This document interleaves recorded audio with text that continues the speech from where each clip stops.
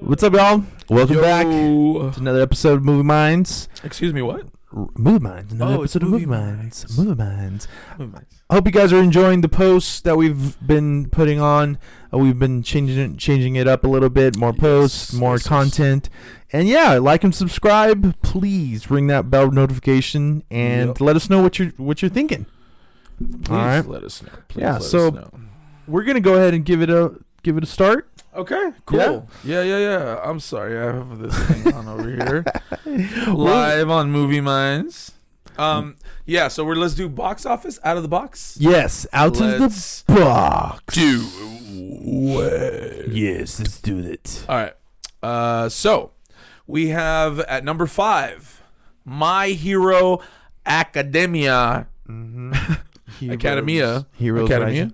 Heroes Rising. Academia, yeah. From Funimation Films, Yep. with 3.3 million, and it did come out this weekend. So sounds a little Yeah. I've lost some money, huh? Who knows? It's an anime film. Oh, is it? Yeah, it's an anime film. It's pretty well known. Hero Academia. It comes out on Toonami on the Cartoon Network, and yeah, it's all right. Here we go. And then at number 4, we have Bad Boys for Life, with raking in another 4 million. Mm-hmm.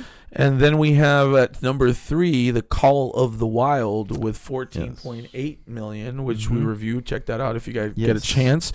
It's actually losing money.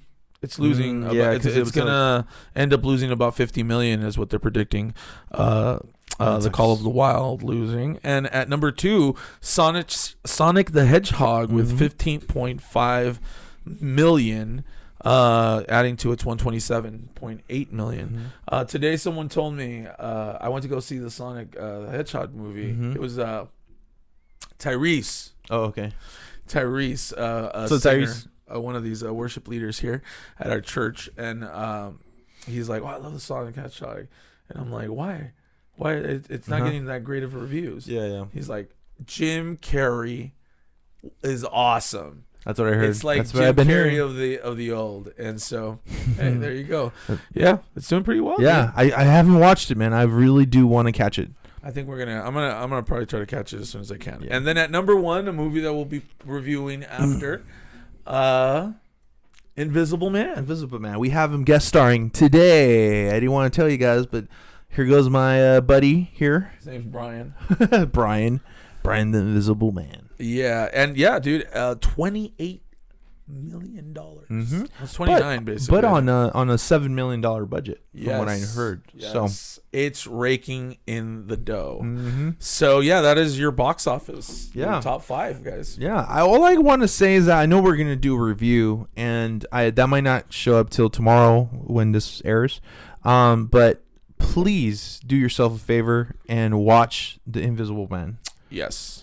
I'm not going to say what the score is or whether I liked it or not, but I think it's worth the shot. Of course, you guys are thinking, oh, yeah, like, it's good because you were saying it. No, but check it out, guys. I'm not going to say whether I liked it or not, but check it out. It's worthy at least of going watching it at the theater, just because of the suspense that it gives you. So yeah, for I would sure. say that. So, yeah, it was a pretty good solid mix and match of the box office. Yeah, I mean, it looks pretty, of course we knew that this Invisible Man movie was going to do pretty well. So there we go. Absolutely. That is your box office. All right, guys. So we'll move on to something a little new. We've noticed that there's a bunch of news out there that we've just wanted to cover. We wish that we could just do a 4-hour show. Yes. We'd like to call... Off the dome. These are the honorable mentions of what's going on in movie news right now. Yep. So, Ish, what's at number 1, dude? So, Mulan 200 million budget is set to say that. So you're saying that Mulan cost $200 million to make? We're at that $200 million mark. Look, what people... Why does it take so much money to make these films, man? Because Disney. Well, look, the production looks pretty high end, and it looks like they're gonna really give it a shot. I think it's a good idea. Avengers movie, bro. But I guess it's a lot of money to I don't know, to put on the table. I know Mulan is one of the Disney classics, one of the biggest Disney classics of all time. Yeah. But 200 million is a bit high. I think so too. I believe in it though. I totally believe in it. Dude, it looks great. Yeah. From the from the trailers. So we'll go on to the next one. Quiet Place predicted to do better in the box office. We're looking at $550 million from Quiet Place 1 with John Shuskin. What's his name? Krasinski. Yeah, and his wife Emily Blunt. Yes. This time around though, it's projected to do $60 million. Yeah. Opening weekend. So I think that the anticipation for this movie is pretty up there. Everybody wants to know what happened to this family. I mean, at least I wanted to know right after it ended. It kind of leaves off on a cliffhanger to some degree on Quiet Place 1. I'm definitely in. I'm all for it. I'm glad. The trailers so far have been great. Yeah, I can see solid. I can see why they're saying it would make more. Absolutely. I'm gonna be there opening night. I want to go see it Thursday, so that way we could like post it the next day. Yeah, that would be great. So I'm totally down for it, guys. All for it. All in. Toto. Next one will be Chris Rock in the new Saw movie. A Spiral trailer starring Chris Rock. What do you think? So I saw the trailer and I like it. I think that it could be promising. I'm not really 100% sure and sold on it, but it looks good. I like Chris Rock. It's good to see him back. What are your thoughts, man? Look, I've seen Chris Rock before in Bad Company, a movie that he made with Anthony Hopkins. I liked it, but he was a comedian in it, okay? So it kind of made sense that he was in that role. This movie, however, looks like he's just a cop. And when I look at him as a cop and just a cop, I get some kind of feeling of not very genuine looking as a cop to me. So that's the problem that I have for it. I can be completely wrong because he might act his butt off in it, but those are my initial feelings about it. But you know, who knows? You know, I'm all for it. He's got me intrigued. I hope that the trailers are better though. I wasn't all like, my God, with this trailer either. So hopefully the ones that are coming up next are better. We'll see, man. I'm excited about seeing the Saw reboot. Yeah. A good one. And then last off for this week, we have Avatar will never beat Endgame at the box office. Well, what do you think about that, dude? I would like to say that is absolutely true. Avatar 2 doesn't have the same fan base as it once did. The reason why Avatar did so well in the box office back then was because 3D technology was an emerging technology within theaters, and they really took on 3D to its max potential. And in my opinion, this time around, it's a sequel. Not a lot of people ask for the sequel. I think Avatar by itself is great. I don't think it's gonna do that much money. I just think it's absurd to think that we can say, hey, you know, the Avatar movies are not going to beat the Endgame. Endgame put their movie back in the theater for a little while and made another killing just because they said that they added some footage. Okay, so first of all, that's one thing. Yeah. Not to say that's kind of cheating in my book. Mm-hmm. But I get the whole thing. Look, he's right. It's just right. Back then,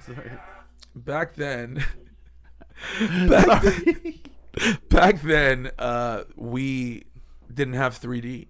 Okay, so when 3D came out in theaters again, but in a very sophisticated manner, a better quality, because we did have 3D back in the 80s too, but it was really bad. Very bad. And so they came out with this new version with this new technology, and obviously everybody was like, oh my God, I got to go see that again. And so that helped Avatar reach the money that it made and why it was the best movie in the world, basically, as far as the money that it made. And so now here comes Endgame. But I really want to give it to Endgame, even though I think they cheated. I also want to say that I didn't think they needed to do that, because I feel that the winners would always be them. I think that they were able to produce a story and a universe where people gave that much importance to it. They really loved the story and following all those films. And the reason why Endgame did what it did, it was because it is the best movie that was ever made, as far as monetary wise, as far as, you know, the anticipation level that it acquired from people, from everyone. And so I think Avatar, in its own way, yes, it was there for a while, but it also had a huge advantage with that whole 3D thing. But I think that Endgame was really the winner. Never gonna beat it. Never. All right. Sorry, was I a little long-winded on that one? I'm sorry about that, guys. It's supposed to be off. What is it called? Off the dome, bro. Off the dome. Not off the heart. That needed to be clarified. All right, guys. So let's go into our hot tops of the week. We have 2 this week, and we want to really dig in. Again, stay tuned for our our movie review of The Invisible Man, which should be somewhere around here. You'll be able to see the link. All right. Anyway, here we go. Let's move on. Tom Holland is said to be in talks about a reboot for Back to the Future. Isn't that a beautiful thing? So at first there was this thing that came out online, which was a deep fake. Pretty much deep fakes are there are scenes of, you know, people, but with celebrity faces on it. So it's not really the celebrity, but it's, you know, it's a scene with them. And so it's like a, you know, 3D technology that they've acquired.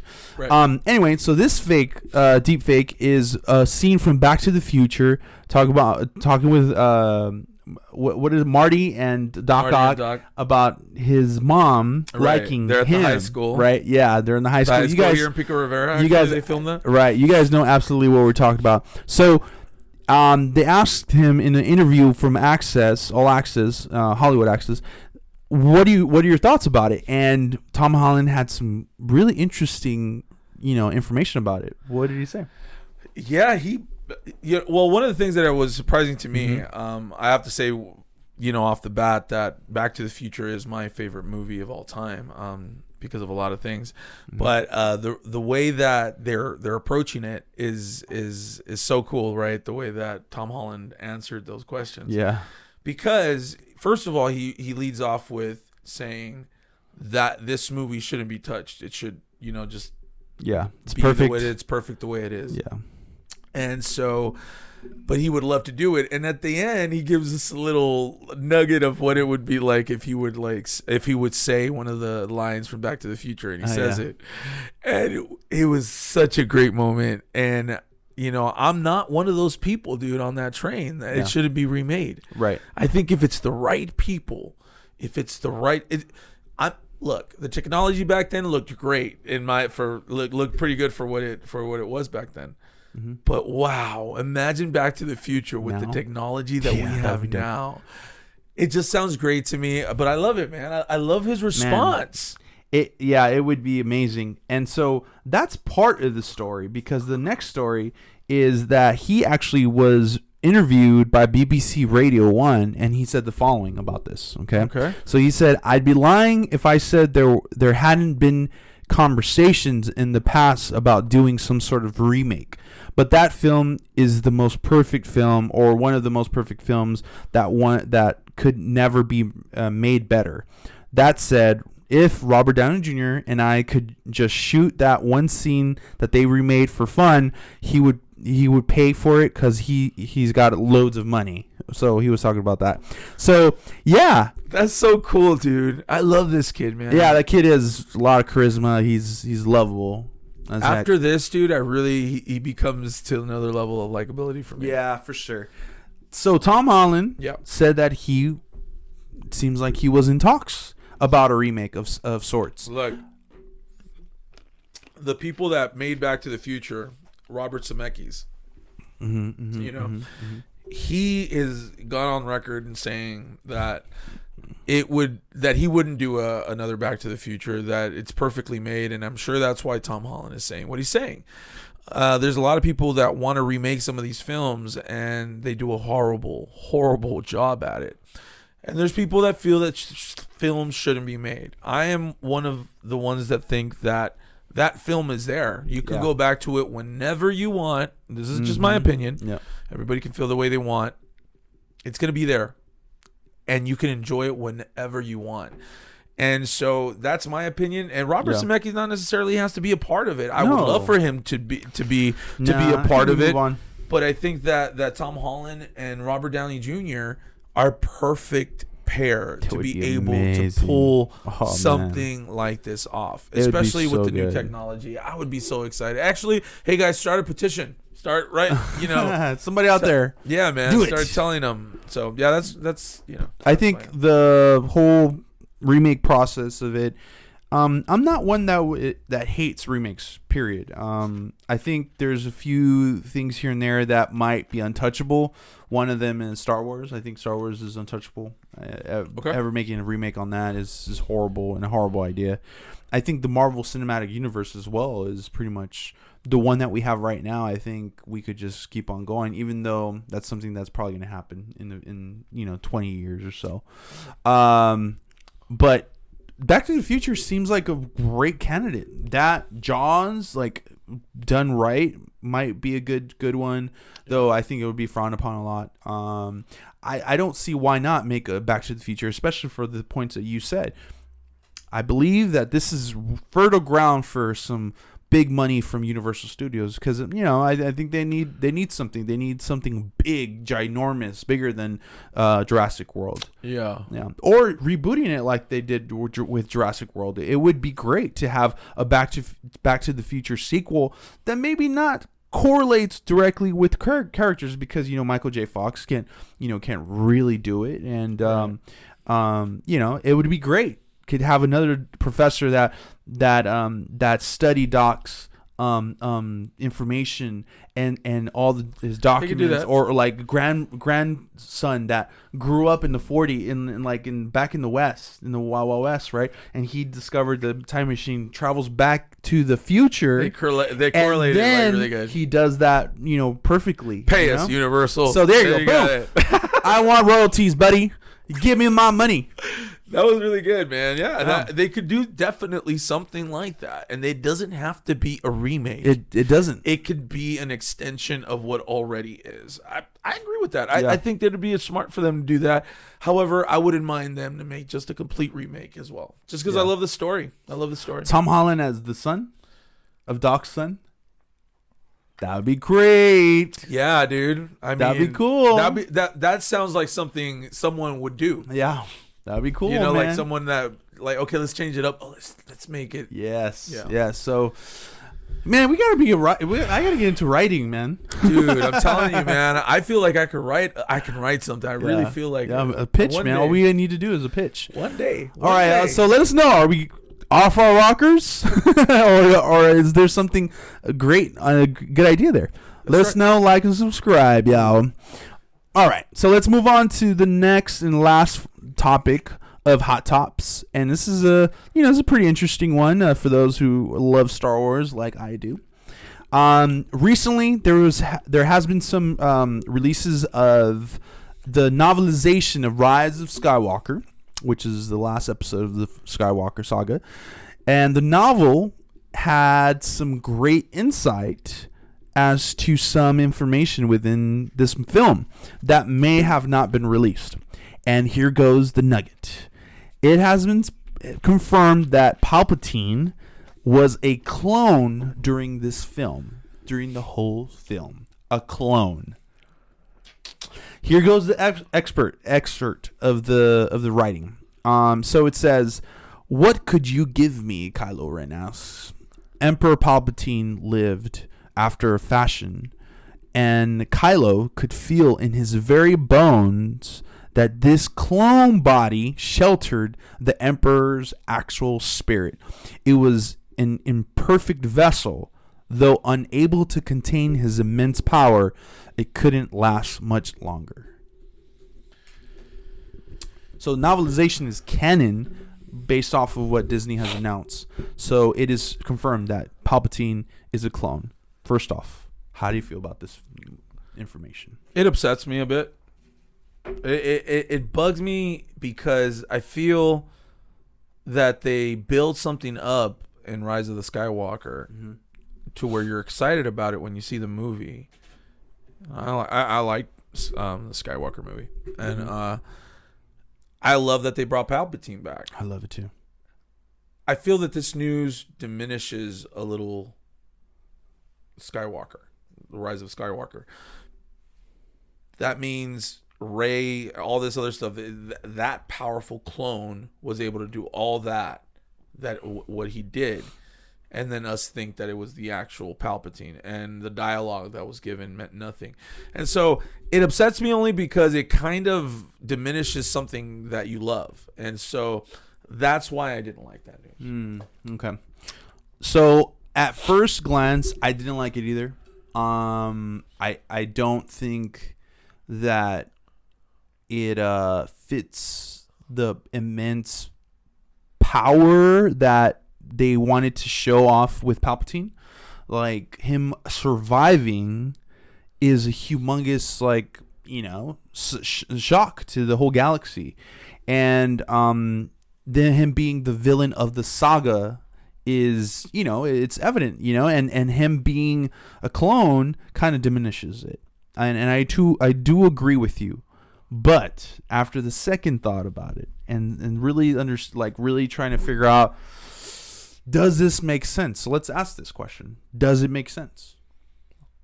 I mean, it does, because you can do that. I mean, it's an option in the Star Wars universe, yeah, in the right? Star Wars universe. But the fact that they had that liberty to do it really questions my thoughts of what J.J. Abrams. Now I think, okay, was J.J. okay with this? So it's not his fault. It was just a decision by Disney or whoever's creating, you know, what's going to happen in Star Wars, which canon. So yeah, man. I mean, yeah. I think people overall, I think it makes sense. Be a little bothered by this right. news, right? I think it does overall. I think it might bother some people. Does it make sense? Yes. I you know, the clone army, by the way, was all created by Palpatine's plan. Right. And you could see that there was Snoke parts inside the tank. I don't believe that was actually the real Snoke that died. I think it was parts of him. And of course, Palpatine states that he was controlling Snoke, that he was every voice in his head. So it makes sense that he built a Snoke from the ground up, and he had different versions of him. That makes perfect sense. Now, him having versions of himself, that also makes sense to me. And in this part, in his short paragraph, he states that, you know, the body sheltered the Emperor's actual spirit. So then I have to take back, you know, a little bit of a step back and think about how Palpatine transcended a physical body into more of a spiritual being. Okay. And so that in itself, I think many people are focusing too much on the clone aspect of it. Of course, he had access to clones. He was ruler of the galaxy. His spirit still lives. Exactly. It was his actual spirit that lived on. So you're saying that spirit could be used in any kind of story moving forward as to when he actually does decide to not be a clone, but when do you stop not being a clone and being the actual Palpatine? So that's the thing. I don't know how that would work, because I think Palpatine was locked up in that clone body, and it sheltered him. And I believe he was controlling, or he was manipulating Snoke from afar, the same way that he was speaking to Kylo Ren from afar. I think he used the same process of that, you know? Yeah. I don't think he'll be able to move freely, I believe. This is just my theory, right? You guys tell me what you guys think about that. But I believe that he is able to transmit his essence or spirit into someone else, because at the very end, he told Rey, "Strike me down, and you and all the Sith will live in you. Like, I and all the Sith will live in you." So that was Palpatine's plan, to be able to take over Rey and live and be embodied within her, within, you know, the dyad. Okay. Yeah, it doesn't change the feeling that I get, though. Yeah. I get you. Yep. I understand. Mhm. It makes sense. Yeah. And even to a point. But see, this is the thing. I would have to agree, even in the first place, in the way that Palpatine died, if it was good enough for me to think that he would die from something like that. Right. To not From make falling. me think that he would still be some kind of, you know, Yeah. object, physicality Right. in the world. And I wish that they would have gone that route. I don't like the clone part. It makes sense. Yes, it makes sense. But would have been better for just to explain, oh, well, he was able to unlock a potential to immortality. Exactly. And that he just lived on. Like that one guy that kind of, the Doctor Who guy, or I don't know where he's from, but he started saying, "Oh, how can Palpatine live? Oh, cloning, Sith, a Sith secrets or whatever, Okay. which was it was a little annoying. But that, in a sense, knowing a Sith secret would have been a lot better. You know? And the other part of it is that I kind of don't like the fact that it's not explained within the movie. This is one of the most important key aspects of that whole plot that should have been explained. That should have been alluded to at least. Yeah. It's a little disappointing. Yeah. Disney, I know maybe later on I will be eating my words by saying this because I trust the creative minds over there. However, the initial feeling at the end for me, I would say I'm a little disappointed because it takes a little bit of the validity from Rise of the Skywalker, because now you're left with, well, Rey beat a clone. So what does that mean about Rey? What does that say about her? But what does that say about a lot of things? Right, which would kind of, and then Daniel, our fellow buddy over there, he said that it kind of rectifies some issues with Rey being overpowered and being too strong, that she actually beat a clone Palpatine. That's one way to look at it, yeah. So, absolutely. I mean, I guess, I get it, I understand, but he consumed their life force and he got rejuvenated. So I think I've never seen him do Force Lightning with... That's a pretty crazy clone, too, dude. Yeah. Mm-hmm. I don't know, man. It's a little stretch for me now. Like, breaking it down a little bit there, Disney, it's a little stretch for my taste, but hey, you know what you're doing. So I'm used to this crazy Star Wars stuff, so I'm like, all right, I'm down. I don't like it, but I'm down. I'm okay. Anyway, but we're in good hands because the next few things that are coming up, Jon Favreau and some other team members are taking over, a lot of creative, storytelling and stuff. That's great, dude. And that's great to hear. So that for the future. And then Deborah Chow as well. She's going to be a part. That team, Disney, that's them. Just go all in with them. Have Rian Johnson write a script, and then based off of their story, dude, you guys are going to have some amazing stuff coming up. No, I'm excited for that. Yeah. Anyway. And all right. You guys, that'll do it for us. That's it. That's all pretty for much today. it. I think we talked our little butts off. My butt is not little, but okay. Yeah. We talked about. Anyway, you guys, thank you guys for joining us. Thank you guys for liking our videos, man. If you guys have any suggestions, any comments, hey, right there. Yeah. Let us know anything you guys want. Let us know how we're doing. Yeah. Follow us on Instagram, Facebook, and on Twitter too. We're on Twitter, at Movie Minds. We talk about some nonsense on there. We get into arguments, and it's a great old time on Twitter. That's right. All right, y'all. And like always, stay movie minded. Peace. Yeah. I always say